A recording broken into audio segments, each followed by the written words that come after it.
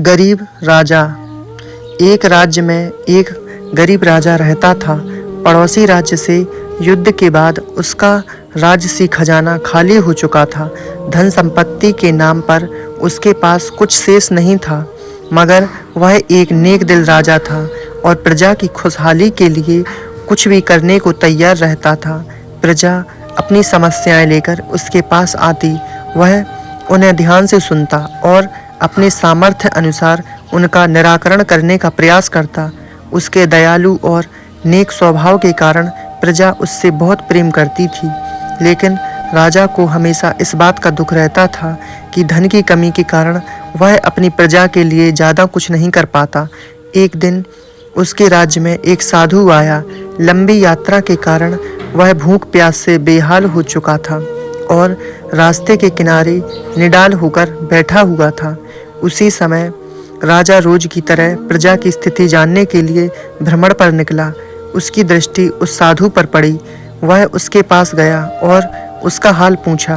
साधु ने कहा कि उसे जोरों की भूख लगी है। राजा उसे अपने महल ले गया और उसे भोजन करवाया। साधु राजा के दयालु स्वभाव से बहुत प्रसन्न हुआ और उसका धन्यवाद देकर पूछा, महाराज, आप इतने दुखी क्यों दिखाई पड़ते हैं? राजा ने उसे बताया कि वह अपनी प्रजा की खुशहाली के लिए बहुत कुछ करना चाहता है, किंतु उसके पास धन नहीं है, इसलिए वह दुखी रहता है। साधु ने उसे समझाते हुए कहा, महाराज, आपके पास दयालुता और नेक नियत का सबसे बड़ा धन है, जो आप अपनी प्रजा में बांटते हैं। आपके पास जो है उसके साथ ही प्रजा की भलाई और उनकी समस्याओं के निराकरण के लिए सब कुछ करते हैं। आपकी ये भावना आपको सबसे धनवान बनाती है, इसलिए आपकी प्रजा कमियों के बाद भी आपके राज्य में सदा प्रसन्न और खुशहाल रहती है। साधु के इन शब्दों का राजा पर गहरा असर हुआ।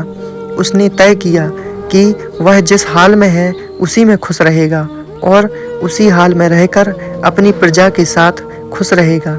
वह समझ गया था कि जीवन में सबसे बड़ा धन आंतरिक खुशी है। गरीब राजा की यह नेक कहानी हमें यह सिखाती है कि धन की अधिकता ना होने पर भी हम अपनी ईमानदारी, नेकी और दयालुता से अपने जीवन को खुशहाल बना सकते हैं। आशा है आपको ये स्टोरी पसंद आई होगी। ऐसी ही कहानियाँ पढ़ने के लिए हमें आप अपने चैनल को सब्सक्राइब अवश्य करें। धन्यवाद दोस्तों।